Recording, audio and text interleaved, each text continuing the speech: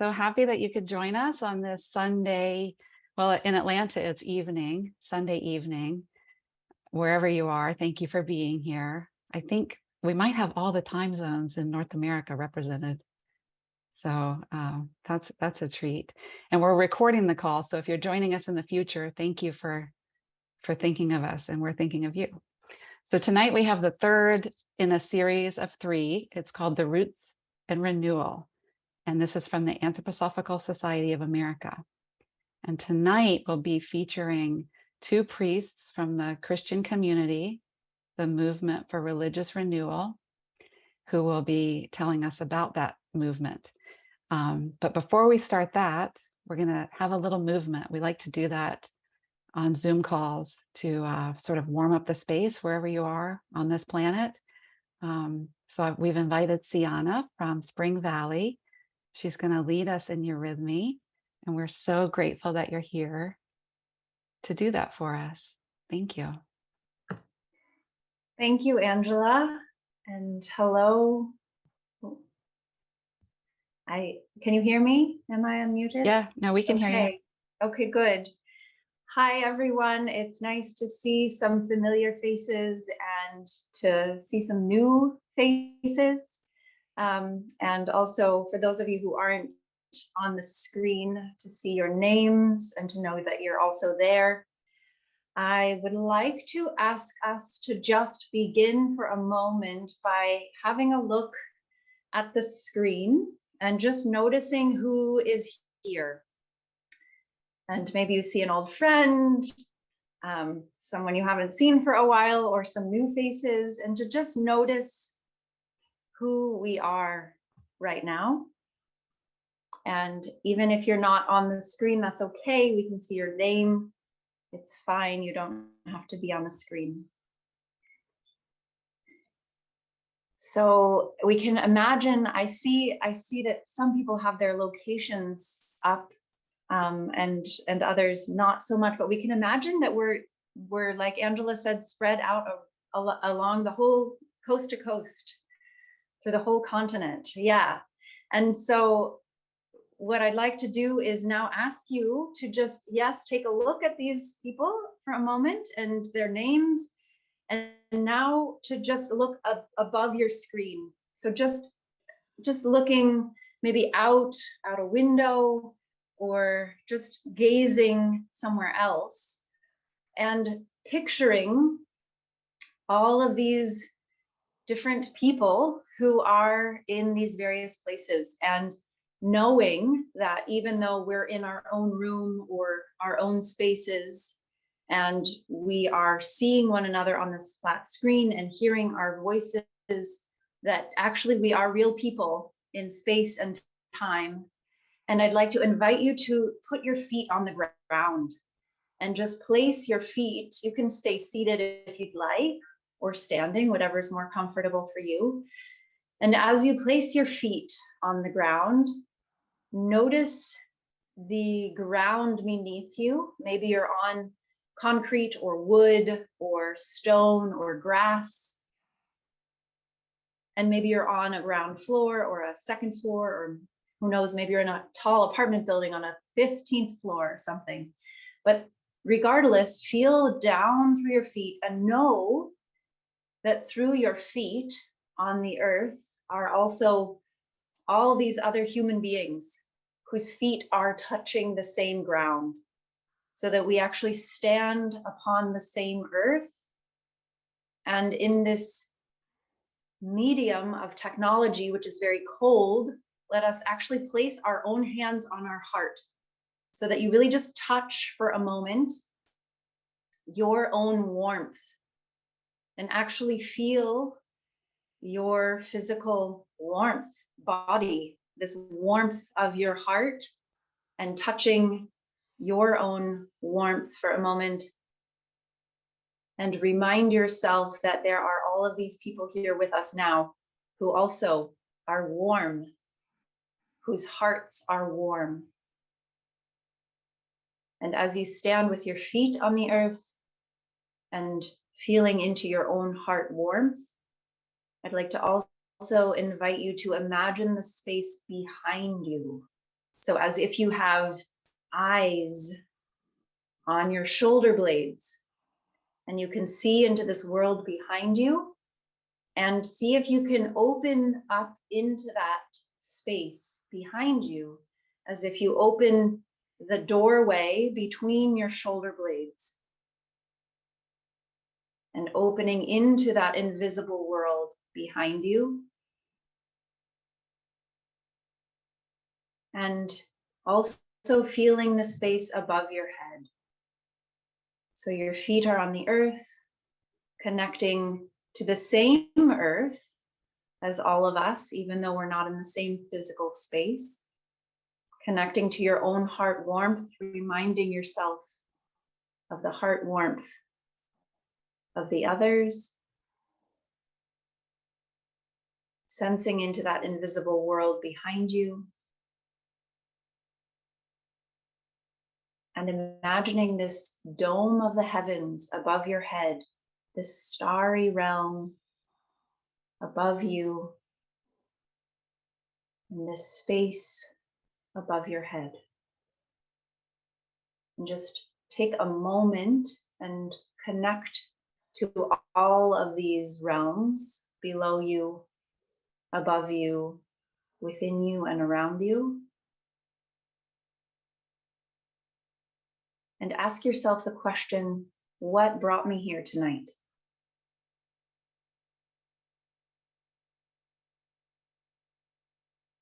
And perhaps that can lead you to an intention for your own attention. So where do you want to place your attention? How can you orient yourself around your reason for being here right now?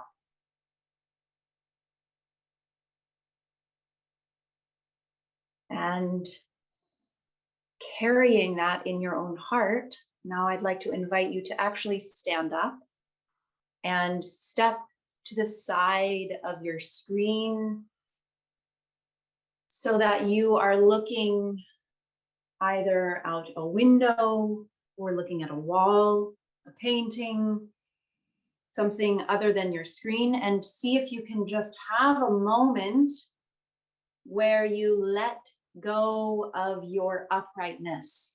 So now we're going to let our head be heavy. So just allow your chin to come to your chest, and you're going to let your head drop down a little bit and see if you can give the weight of your head to your neck. So feel the weight of your head. So your head is dangling there, and then let your head continue to be heavy as you round your shoulders, and let your head also continue to be drawn down toward gravity. So we're going to lose our uprightness for a moment, and bending your knees, give into gravity until your spine is parallel to the ground and your arms are dangling there like limbs. You can feel here in this relationship to the earth, you have a connection to the animal beings, and try to look up at the sky from here. Your spine is parallel to the ground, your arms are dangling down. And if you try to look up at the sky, notice that it might not be so easy from here. And if you try to walk around forward or backward or sideways, you might feel this relationship to the earth, to gravity, and notice what that does in your being. And then, as you have your spine parallel to the ground and your arms are dangling down and your head is heavy, with gratitude to all of the animal beings who do this, they do this and we don't have to do this. Thank you to them for doing this. And so that we can find our freedom in uprightness, imagine a sun shining. So maybe it's nighttime where you are, but you have to imagine that the sun is shining on your back, shining on your shoulder blades. And that shining sun also shines through you. And allow that sunshine to bring you into uprightness. Slowly coming into uprightness one vertebra at a time, allowing yourself to grow into this light around you and within you. And as you stand upright, notice the difference it is to be upright, what that does to your consciousness. And now if you'd like to look at the starry heavens, you can easily look up and you see the whole dome of the starry heavens above you. You can look around you, you can see your friends, your neighbors, the world around you. You can move and just over to you, move forward and backward, right and left, just moving in the space, and notice how free we are being upright. And if you can't move so easily, just feel your uprightness, noticing that. And come into standing and feeling your feet on the ground. Can you now imagine that you have a beautiful bouquet of flowers in front of you? It's the most glorious bouquet of flowers you've ever seen. All of your favorite flowers are there. And from your heart, you open your arms, open them wide at an angle in front of you to receive the beauty of this bouquet of flowers in front of you. You feel this wonder and awe at this beauty in front of you, and your arms are open wide in an angle, and you feel your spine. You allow these flowers, these imaginary flowers, to come into you. You receive them into your being in awe and wonder. And now with your arms open wide, imagine the most glorious star-filled sky you've ever seen. You open your arms wide up to the starry heavens. You can imagine the beautiful starry sky above you and opening in awe and wonder to the sky above you. And now with your arms open down to the earth, opening to this incredible earth upon which we stand. You feel your arms open wide to the earth beneath you with awe and wonder. And now letting go. Once again, we're going to open in awe and wonder to the starry heavens above us. We open our arms, and those of you who have done Eurythmy before know this gesture of awe, the sound awe. And maybe you're all muted, and if you're not, that's okay too, but just for a moment, speak the sound ah out loud, and just really speak that vowel, ah. And notice how open your mouth is, your whole speaking organism, all open with this ah gesture. And now lifting your arms up to the heavens above you, the starry skies opening in awe and wonder. And now come back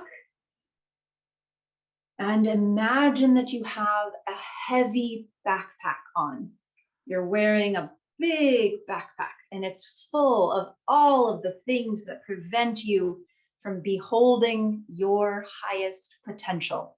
So into the backpack, put all of your challenges and your struggles and everything that prevents you from beholding the highest in yourself, in another human being, in the world around you, and fill that backpack. So you've got that backpack full and it's on your back. And it's probably pretty heavy. If we are honest with ourselves and we really put everything in there, it's probably a heavy backpack. And so now imagine that on the count of 3, we're going to actually throw the backpack off. And we throw it off with our shoulder blades. We throw it off behind us and we let it go. And we feel the levity that comes and this opening that comes when we let go of this backpack. So on the count of 3, we're all going to toss off this backpack behind us and let it go. 1, 2, 3.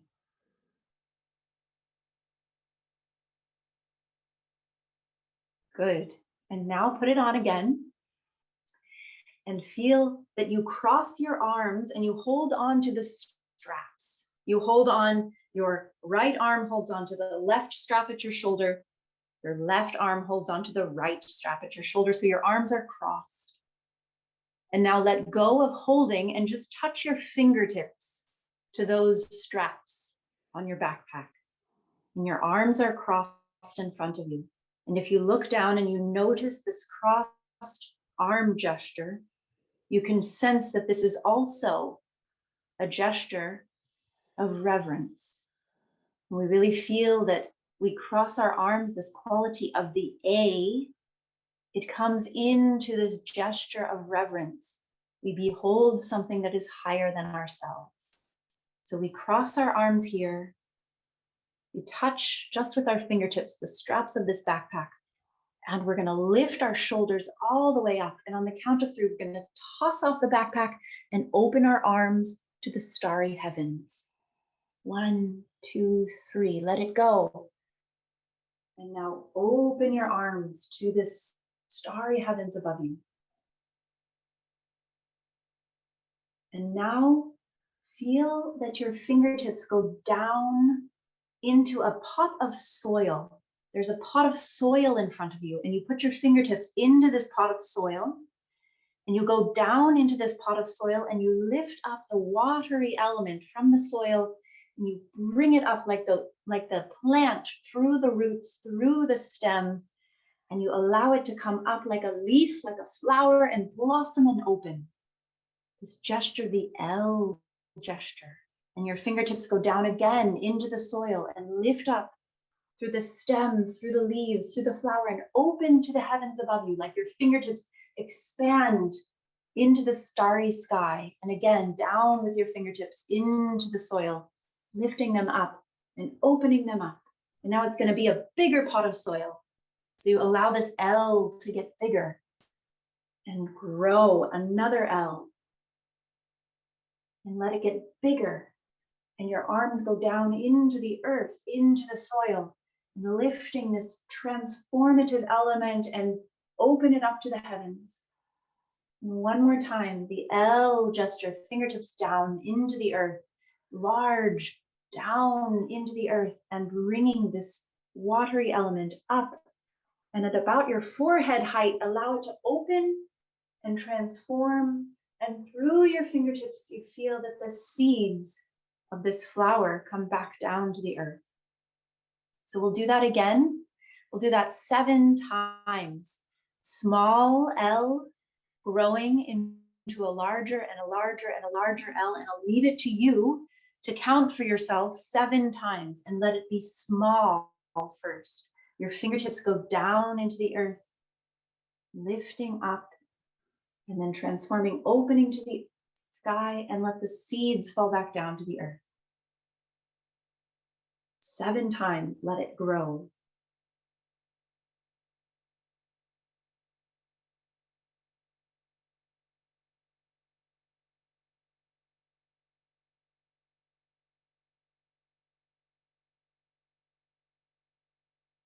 And now, bringing your arms across your chest, just in front of you, you're going to cross your lower arms and touch the lower arm. This quality, this A quality of meeting, really physically touch and feel this crossing moment. Feeling I am here and the world is out there. There's a threshold. And now 3 more times, these big, beautiful L's with your fingertips going down into the earth, lifting up the watery element and allowing it to grow above your head, reach to the heavens, and let the seeds fall back down to the earth. And another time, this L, big around you. One last time, beautiful L down to the earth, allowing it to grow around you and fall back down to the earth.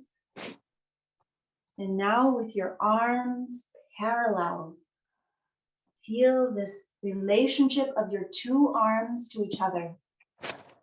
And you allow this parallel quality of the ooh sound to stream through your arms from below, reaching upwards, all the way through, touching through your feet, touching the earth, and up into the heavens, and letting your right arm down and your left arm up into this glorious E, shining, radiant, upright E. And a ya, a beautiful ah to the heavens. And once again, letting go of the backpack behind you and bringing your arms across your chest in this gesture of reverence. And to close, we'll do one more time. This is the first ever word given in Eurythmy, the word hallelujah. And we begin with the ha. We let the backpack go. We open to the heavens to receive in awe and wonder this glory around us in the awe. And then 7 times this transformative element of the L and the A crossing, 3 more times the L, the oo and E, ah, ending with the ha, and coming back to reverence. So we'll do that on our own, and I'll lead us just quietly coming into reverence, and we can say the words to ourselves. I cleanse myself from everything that hinders me from beholding the highest, and letting go of the backpack behind you with a big ha and ah to the heavens. 7 times an L growing.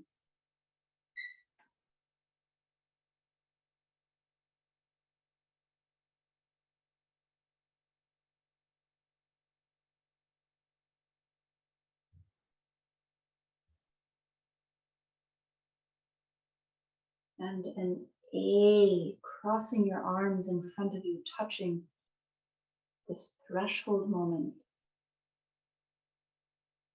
3 more times, big L.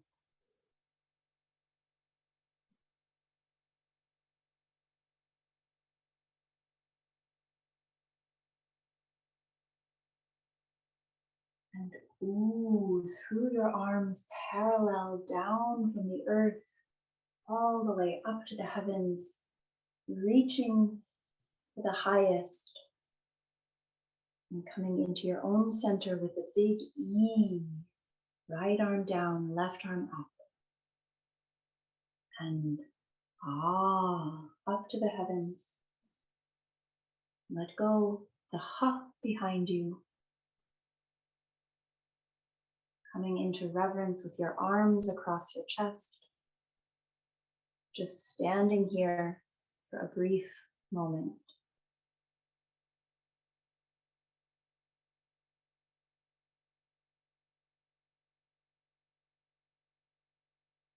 Thank you all. I invite you to continue working with the Hallelujah in your own space, and I hand it back over to Angela. Thank you, Angela.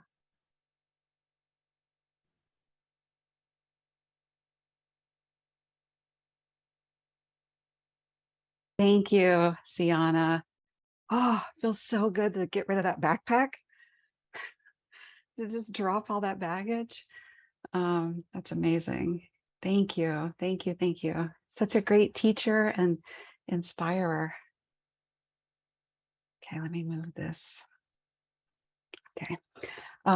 Yeah, so Eurythmy is this amazing art that we have from Dr. Steiner. And when we think about all the things that he has given the world, it's astounding.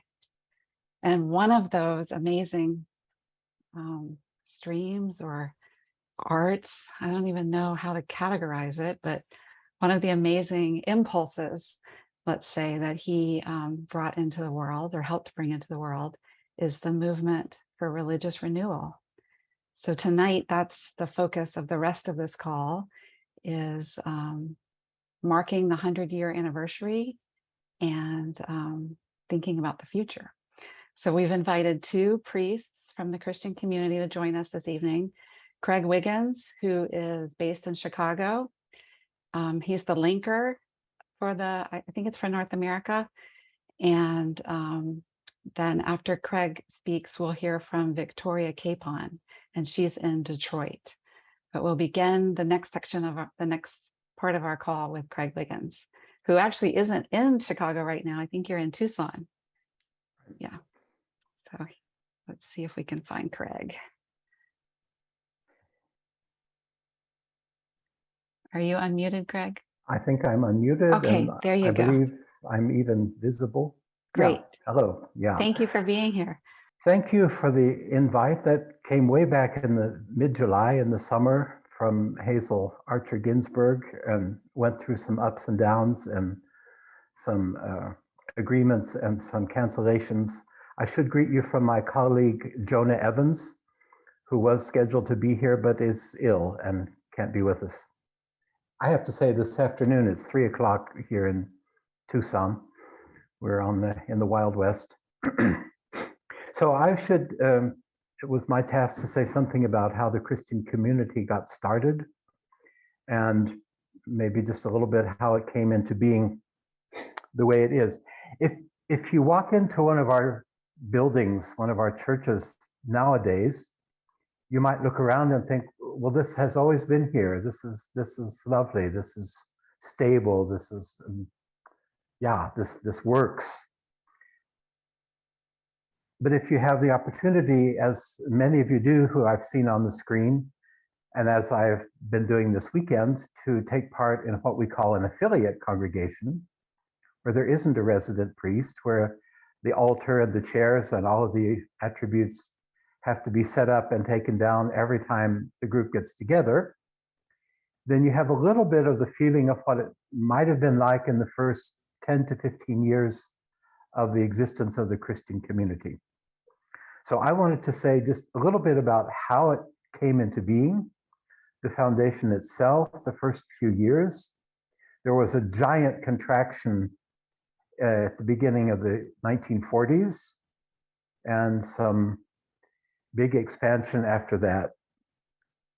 And then I hope my time will be up by then, and I'll hand it over to Victoria, who's just come back from Europe and has a great view of all the stuff that's going on in the big wide world. So you could just imagine, if you enter this church, you think, well, it's always been here. The Christian community just sort of fell out of the heavens in one big nice package, and it's just always been there, and it's really nice. And that's not the case at all. In 1920, there was a young man in Germany whose wife woke him up one night and said, "We have to go to Dornach." And this young man and his wife and a friend of theirs had been studying anthroposophy for some time. They knew who Rudolf Steiner was, but the idea of traveling to Dornach in 1920 or 1921 it was almost impossible. That would be a long story to describe how difficult it was to travel back in the day, compared a little bit to the way things were in COVID times, and then think how complicated it was with international borders, and then the idea that nobody had any money. But this young couple and a friend of theirs managed to get to Dornach to speak to Rudolf Steiner, to hear his ideas about renewing religion, and they went home and they thought they had to do it all themselves. At the same time, there was another woman from Switzerland who had the same question of Rudolf Steiner. Legend has it that these people were even sitting in the restaurant together, but didn't hear about each other. And so it went back and forth, people coming and going, until finally a group of 18 people put in a request to Rudolf Steiner to teach them. And this was the first course, which we call the June course. I think it's been translated with a different name. And from that came another course, which we call the autumn course, because it was given in the autumn around this time. And a year after the autumn course, those individuals, 3 women and 42 men, who were seriously interested in getting the movement going, came together in Dornach. And this was the foundation of the Christian community, where they worked together with Rudolf Steiner. They heard many things that he had to say about the seven sacraments, renewing the seven sacraments, about forming free communities, and surprise, surprise, women standing as equals next to men at the altar as priests. This was, for that time, perhaps the most revolutionary of all of the ideas, because there were no women clergy at all. It's almost impossible to imagine from today's perspective, if you go into any church, except the Roman Catholic and the Orthodox, you're likely to run into a female clergy person. Back then, that was unthinkable. Also unthinkable was the name that this organization gave itself. When we say in English, the Christian community, that is a name that means, sorry to say this, but that means almost nothing, because there are so many communities with so many identities. There's the Hindu community, and there's the bowling community, and there's the whatever community in the English language. But back in the day, when in the German-speaking world, a group of people stood up and said, "We are die Christengemeinschaft. We are the community of Christians." That was rather shocking for the world around them, because as far as Christianity is concerned, there was the Roman Catholic Church, there was the Lutheran Church, there might have been some expressions of Eastern Orthodoxy in the West, but that had not really emigrated much at that point. And then, of course, there was the Jewish religion and so on. But as far as Christianity, there were two major churches, and that was it. And these young people realized, working with Rudolf Steiner, that there could be no renewal within the existing churches.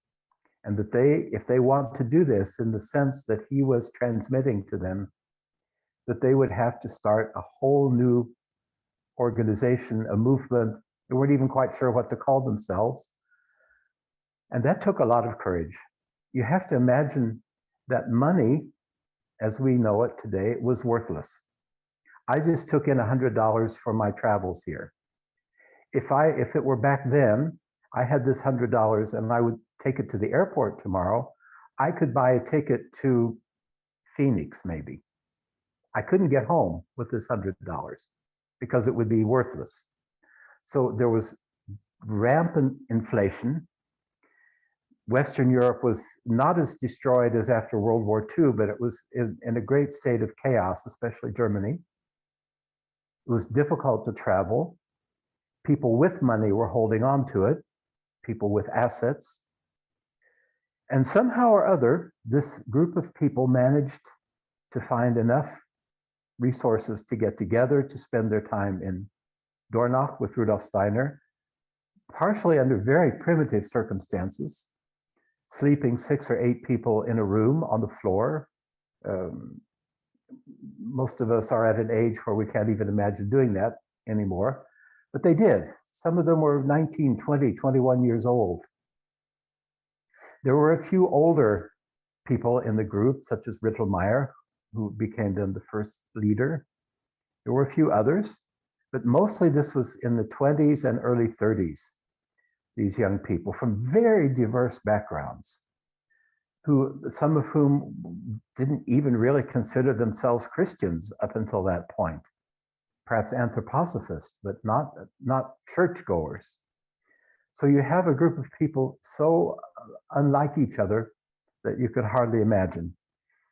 And they're there together in Dornach, and on the 16th of September, Friedrich Rittelmeyer celebrated the act of consecration of man and ordained the first priests. This is another interesting thing. If you've ever been to an ordination of priests, you've seen that various parts of the vestments are handed to the newly ordained priest as the ordination proceeds. That means each one of those persons has had the specific set of vestments prepared for them, and they receive them at that moment. In 1922, there were 2 sets of priest vestments. One was being worn by Rittelmeyer as the officiating priest, and the other was put on the first to be ordained and then taken off and put on the next to be ordained, and then taken off and put on the next to be ordained, and so until 7 or 12 or however many were standing there. Just imagine how long that went on. Just the simple physical founding of the Christian community had this element of sharing, which is kind of amazing. And if you think what constitutes a community, that's a big part of it, is sharing, giving what I have to my sister or my brother. Interesting thought. The newly ordained priests went out from Dornach. The basic idea was that on the first Sunday of Advent, they would begin celebrating the act of consecration in public, in whatever city they had landed in. And there were, of course, a lot of deliberations, who should go where and who should go alone, who should go together. Some were actually able to begin at Advent, meant finding a place, finding an altar, creating vestments, creating the surroundings, finding 7 candlesticks. I mean, even simple things like that were not so simple. You couldn't just go to Target or IKEA or someplace and purchase these things. They were maybe gathered together out of some grandmother's attic, or some other generous person had donated the one thing or the other. Some were not able to start until the next year, even. And so slowly but surely, this movement for religious renewal unfolded itself. They're mostly in Germany. There was a congregation in Switzerland. There was one in Austria, in Vienna. Those are some of the oldest congregations now that are still there. The expansion into other countries took place, first of all, into the Netherlands in 1926. At some point in those years to Norway, I'm sorry, I don't have the exact date, and in 1929 to England. And we can say, if we look ahead about 15 years, it was a real blessing that we were able to found the Christian community in these other countries, because the great contraction that I spoke of has to do with the rise of Adolf Hitler and the Third Reich, where everything that was not, how do you say that was not controllable and not towing the line, was suspicious, dangerous, and was banned as quickly as possible. As far as I remember, the Anthroposophical Society in 1935, the Waldorf schools in the later 30s. The Christian community might have had a friend somewhere in Berlin, because it took them until 1941 to everywhere in Germany where the Christian community was working, where priests were living and working. The Gestapo showed up and carted off the books. There are very adventurous stories about ritual books being hidden, about membership lists being destroyed, about chalices being buried or being hidden in attics and cellars and places where they wouldn't be found. Most of the priests just went out and got some kind of job. They worked in the war industry. Many were called up as soldiers because they were young enough. And so we got through World War II. You might say, great, thankfully, that in the Netherlands, although it was occupied by Germany, and Norway, which was also occupied by Germany, and then England, which was not occupied but was very heavily under attack, the Christian community was able to continue through those years.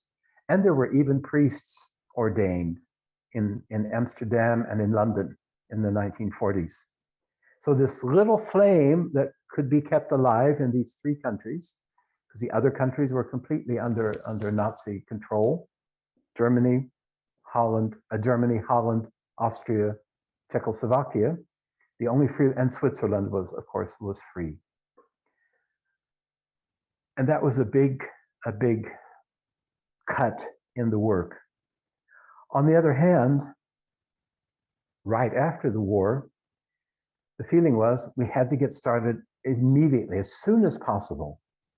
And there were already ordinations of new priests in 1946, and that continued on. The seminary was rebuilt. It had been bombed in Stuttgart. The church had been bombed, not completely destroyed, but damaged. And so this slowly grew until the 60s, when the Christian community began to expand into other countries. And it would take a long time to sum them all up, but let's say most of Europe is covered, the northern countries, Russia, several South American countries, US and Canada, Australia, New Zealand, Japan, Georgia, Armenia, Southern Africa, so South Africa, Namibia. So that you can say we are a worldwide movement. We're not represented in every country of the world, but where we are represented, those are the places where there are congregations with resident priests, with buildings, with altars that are able to stay in one place. And lots of what you might call satellite communities or affiliate communities. And with that, I hope to have brought us a little bit up to the present day. And I will turn this over to Victoria.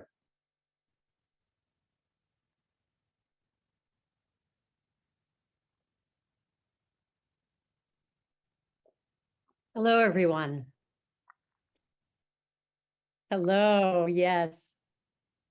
I know some of you, but not all of you, and I'm very happy to be here today. I was ordained 1.5 years ago, and I was first sent to Chicago, and had quite a year of transformation and finding my way with this work. And then I received my second calling to come here to Detroit. Very different situation. And with the coming of the centennial celebrations, my heart has really been living with the question, what are we being called to take up? And what am I being called to take up here in Detroit?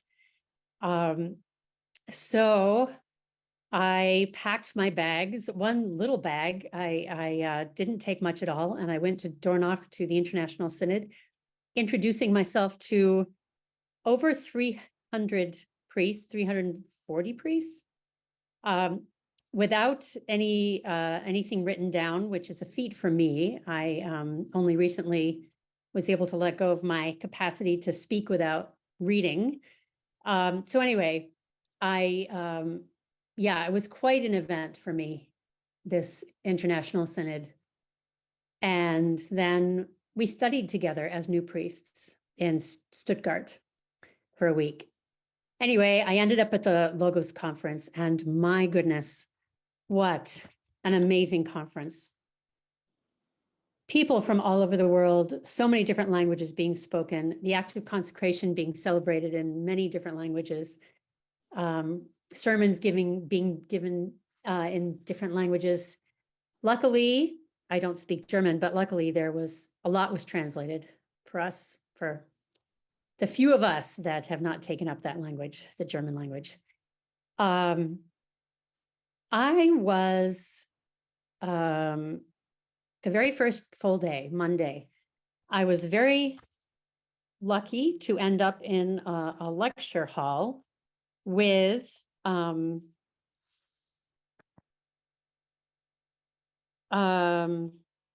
Dr. Constanza Cullix.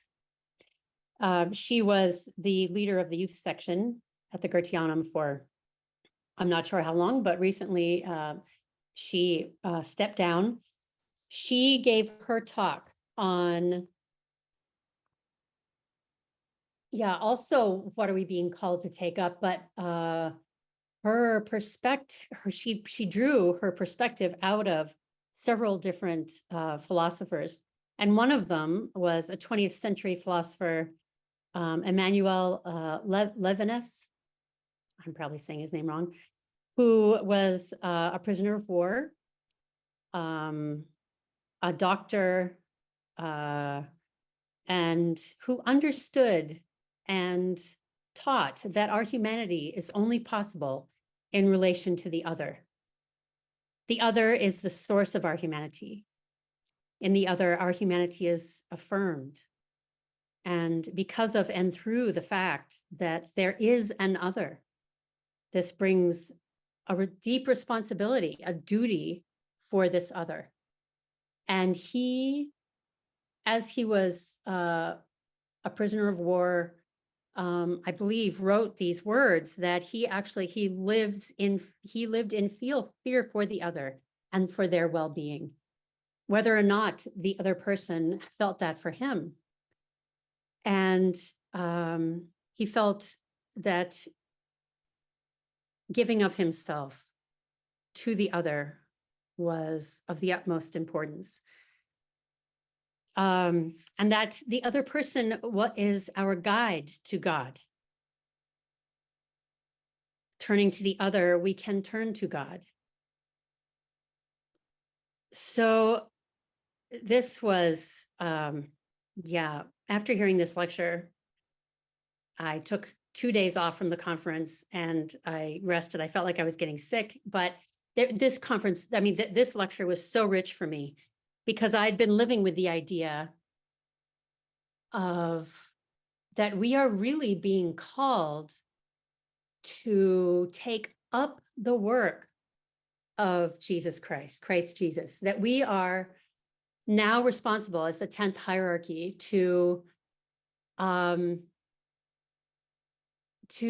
take responsibility for our thinking, the way we see, and what we do, because the future is really dependent on us, the future of the spiritual world and our future. We need to wake up to the fact that we carry so much power in our speaking, so much power in our thinking, and only through Christ can we create a future, our future, and take up our spot and our work as the 10th hierarchy. So this lecture by Constanza was very significant for me. And then the closing words at the conference were given by Jaroslav Rolka, who is a priest in Bochum and the Lenker in Western Germany, I believe. And he named, or with a question, he said, could the human encounter be the 8th sacrament? Now, this idea is just a beautiful idea to me. The number 7 is whole. We have 7 sacraments. And when you add the 8th, what is it? It's the future. It's a promise. It's an opening. It's a possibility. It's hope. So the human encounter. And to me, when I hear the human encounter, it's myself and the other, but it's also myself and the world. It's myself and the natural world, because Christ Jesus lives in the world. This is a sacramental place that we live in, and the other really is Christ. So to me, the human encounter happens everywhere and anywhere, whether or not there's a human being in the room with me. And so this is where I've gone with this, and how to bring this to the congregation. I would like to spend this year with them. I mean, celebrating at the altar and living with the epistles, it's so rich, and so much of it points to this, especially the Michaelmas epistle. If any of you are familiar with it, it's very powerful. But it's throughout the year, and so I want to regularly meet with the congregation, maybe after our service, and just see what we can hear in the service and in the epistles, and also read. We're going to learn how to pray, read the lecture that was newly translated by Jonah Evans, given by Rudolf Steiner on prayer, and find through gospel readings our way to prayer, because that is also desperately needed within when we speak of the human encounter. If we don't live with a prayer in our heart, how can we meet the other with reverence? If they are someone who doesn't agree with our walk of life, or we don't agree with theirs, how can we meet them and they're in their humanity? So starting with prayer and then alternating, discussing and finding the answers to the question, what is being asked of us within the act of consecration and the epistles, work of other Christian community priests. Yeah.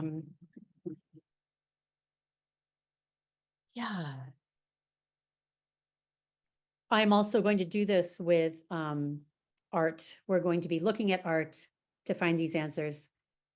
And we are going to be making, you can call it art. We're going to be playing, exploring with color and paper. And I'm also hoping to have some speech artists to work with and eurythmy. I'm hoping to work with the prologue of John also to find our way into this next century that is quickly coming and is already here. And so that is it. That's what we will take up. Thank you. Thank you. Wow.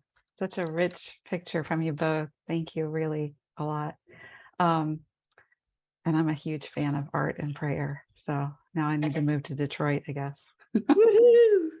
No, we have an affiliate in Atlanta. So we can do that. We can do that here too. We have a little slideshow that I didn't put up earlier when you guys were speaking. So if I share that now, and I just flip the slides, will you guys help narrate it? Okay. So let me make sure I'm putting the right one up. And where's how do you do slideshow? Yeah. Okay, do you see a big purple slide? Yep. Okay, then here we go.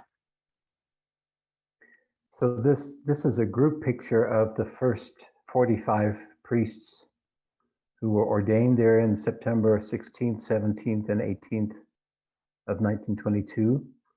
If you look really hard, you can find the three women. You might need to take this picture home with you and study it there. Let me see if we can get a little closer. If you look on our left in the second row, the first row of those standing, you'll see a woman with a white blouse. That's Jutta, I believe that's Jutta Frenzel. I'm not sure where the others are. It was such a unique thing back in the day. It looks like one of the women is right behind her. Yeah, and I believe, yeah, to our right, that is either Gertrude Spurli or Jutta Frenzel, and the third, Martha Heimeran, is kind of hidden somewhere in the back row. Okay. I think you just barely see the top of her head. So who's laying in the front? So there in the front, let's see, in the very middle, with kind of his leg sticking out and his right hand on his knee, that would be Emil Bock. Oh, wow. And I haven't memorized all of these people, so I don't know exactly who's who. But that's one of the ones that of course, that's one of those names that you've heard again and again. If you go from Bach right behind him, and then a little bit to the right, you'll see standing, you'll see Rittelmeier. Okay. So the first Erzoberlenker. Like here? Do you see my mouse? No. Oh, you can't see my mouse. Okay. Anyway, there are probably books. I'm trying to think. Maybe this book called Growing Point might have that picture with a legend, so you can see who's who. Thank you. So then we have some images from some of the buildings. Let me see if I can make this work. Yes. Chicago. Yes, Chicago. That building has been in our possession since 1995. Before that, they were in sort of type of rebuilt apartment house. That's Los Angeles. Okay, wait. This is also previously a residence and was converted to use for a chapel.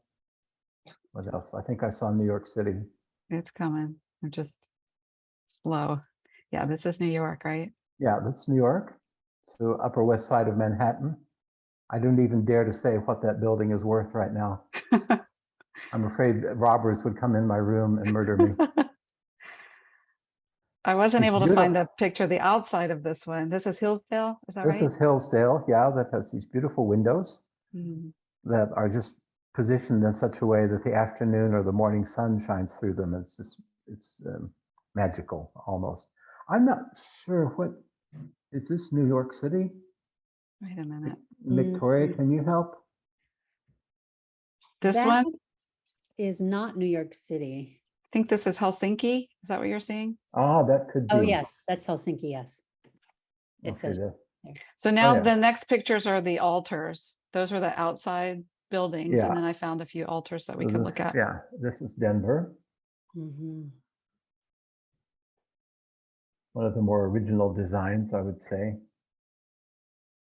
Let me see, I don't know what This is Johannesburg. Okay, Wow. cool. It's got that rich purple.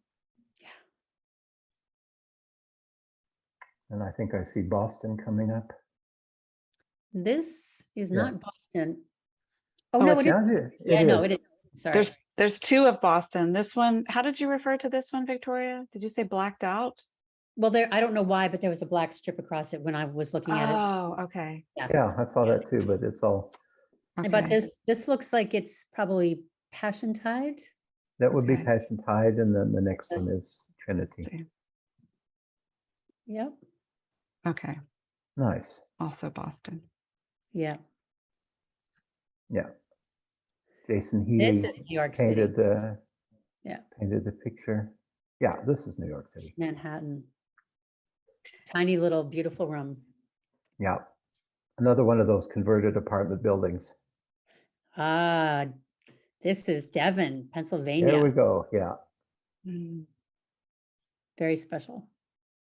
And it's how did the altar paintings come into being? Yeah, that is a long story. Is that a whole different That would be Zoom a call? whole nother presentation. Yeah. But it's They don't- different individuals, right? It's not just one person. Oh yeah, there are many painters, many different artists. Second one is Ninette Sonbart. Mm. Yeah. Yes. Yeah, this is Berlin, Berlin. one of the largest churches where we can often have synods and ordinations. So Victoria can tell us about this one. Detroit, yes. The new altar. They've been in this building since the 80s, I believe. I think so, yeah. Almost 40 years, yeah. And it was supposed to be short term. Wow. It's an old, an old hall for the, what was it? Jehovah's Witnesses. Jehovah's Witness, thank you. Oh. And then this is from the conference. Yes. Ah, This is where the four were ordained in this gymnasium or this beautiful. that was auditorium. so. So this was all built for the Logos conference and for the ordinations. It's quite beautiful. Wow. It's amazing what went into it. And how many people did you say were there? Probably 2,300 That's the number I heard. children, young adults, teens, elders, youth. I mean, yeah, Oh, the energy must have just been so exciting. was seminary students. Yeah, it's beautiful. Okay, and here's the website. If you haven't already seen it, most of these images that I was able to get for the slideshow came Oh yeah. from the Christian community. Well, this is the website for North America, right? thechristiancommunity.org. Yeah. That's And then North from America. there, I was able to find links to many of the congregations who then had those beautiful pictures that I then put into the slideshow. Yeah. So thank you to all the people that took those pictures and the beautiful websites. And a lot of those websites had links to newsletters and sermons. So there's so many resources out there. If you haven't explored that, I really encourage you to do that.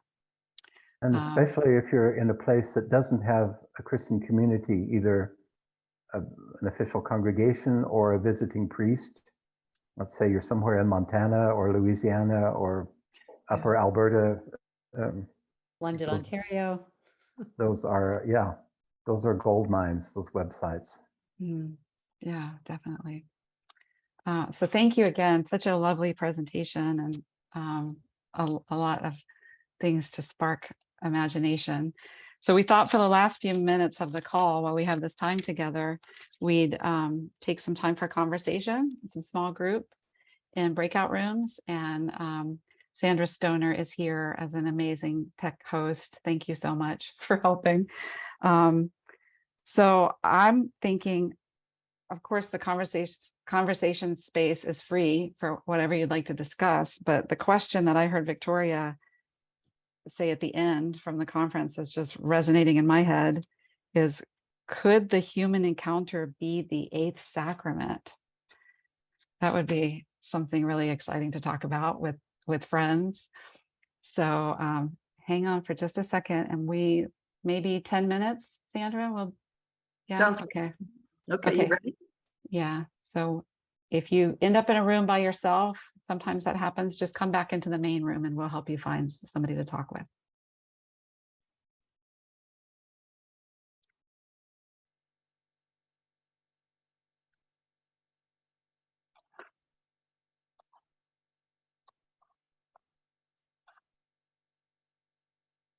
We want to pause recording, you think? No.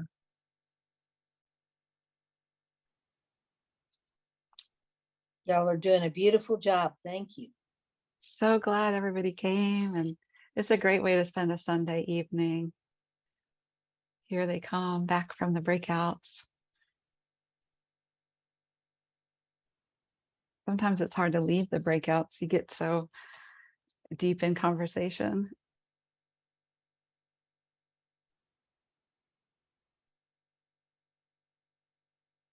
Welcome back.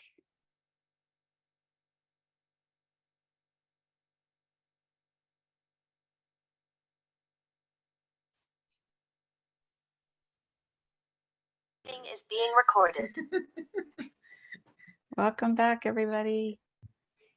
I hope you had, if you didn't already know who was in the breakout room with you, I hope you made a new friend or two. I see a lot of smiling faces. That's a good sign. We have just a couple more minutes before we close the call, so I'll leave a little space here to open it up if anybody had something come out in the breakout room that you want to share in the big group. Then just wave your hand or give us an indication that you'd like to share something. Territories in Calgary.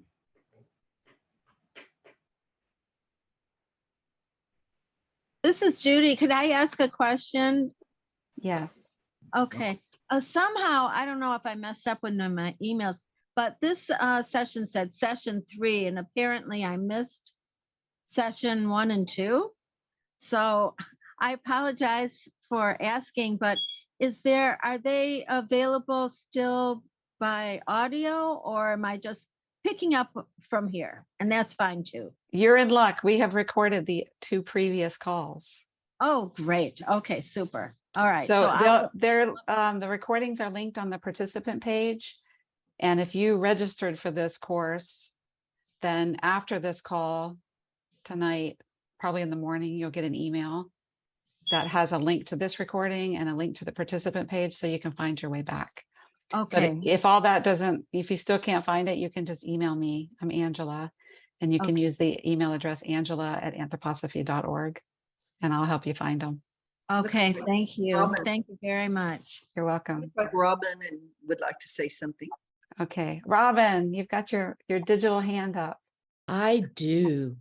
So right before we went into breakout rooms, and I'm not sure if anyone happened to see it, but there is a beautiful podcast called The Light in Everything that Patrick Kennedy and Jonah Evans out of the North American Seminary put out. I could highly, highly recommend it. It's like 2 brothers in a really wonderful conversation that talk about topics of today. They also bring guest speakers. You'll also hear from other priests around the world. They've brought folks in from Germany, from Australia, and other places. So if you have a chance, it's out on most podcast apps. And if you're interested, it's a good place to go. Thank you. And I just wrote a note to myself that I'll find the link to it and we'll put it in the email that comes after this too, to make it a little bit easier to find. Yeah, Thank and you, you can Robin. support it on Patreon too. Yes, support it on Patreon. Let's support the movement. Yes. Okay, does anybody else have a hand up? Let me flip to the second screen. Okay. Well, thank you, friends. It really is a lovely way to spend an evening together. Sienna had to jump off already, but I'll just say thank you again to Sienna. She's a real gift, a gem. I love working with her. And thank you to Craig and Victoria. Such a beautiful presentation and such a life of service. So thank you. Yeah. And Sandra, couldn't do it without you. Thank you so much. I don't know if you have time. Rod raised his hand, I believe. Rod, we can make time for Rod. Hi. Hi. Yeah. Well, regarding the question, I thought it was excellent. Human encounter as an eighth sacrament, because to me, it reminded me of spending time after a talking head group situation, which is, I think, kind of old school church going, and you go and you listen and then you go home, and pretty quickly you're trying to remember what was shared. That's my experience anyhow. Whereas if there's a setting where I can share my heart immediately after I've listened to the talking head, the talking spirit, and put my voice to it and learn to amplify my own spirit in the current of what's real right now. That's what Rudolf Steiner is turning over his grave waiting for, in my opinion. Beautiful. Thank you. It goes right along with this closing quote that I have from Rudolf Steiner. It's almost like in response to exactly what you just said, Rod. This is from Awakening to Community. And in my book, it's in the flap. I have the book that has the green and yellow cover, and I've been working with it this week. So here we go, from Rudolf Steiner.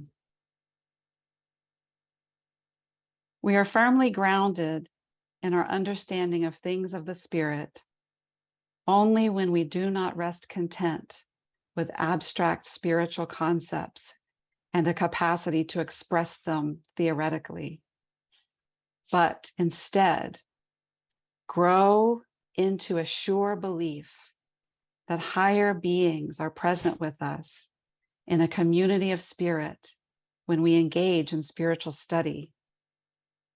No external measures can bring about anthroposophical community building. You have to call it forth from the profoundest depths of human consciousness.